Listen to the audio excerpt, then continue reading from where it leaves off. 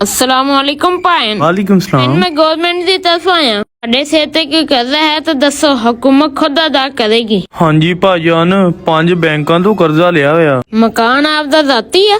ਨਹੀਂ ਭਾਈਜਾਨ ਕਿਰਾਏ ਤੇ ਲਿਆ ਆ। अच्छा,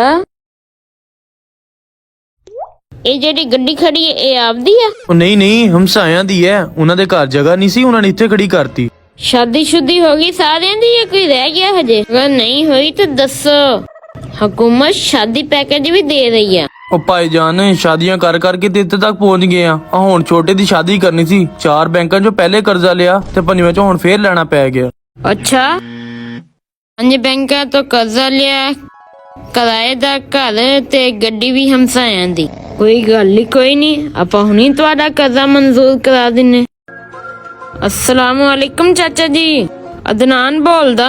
और जिथे तुसी मांदू के रिश्ता नहीं कीता, वो तो खुद किराए दे घर च रहिंदे।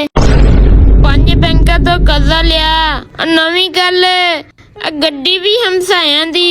ये तो पहली भुखे नंगे, इन्हां नाल चंगा तो मैं नहीं 14 Pro Max तो गल कर रहे हैं। तुहानू क्या सी ना, मन्नू रिश्ता दे दो, हुण चंगे रहे हैं ना फिर। ਉਹ ਭਾਈ ਆ ਮੈਂ ਕੀ ਕਰਤਾ।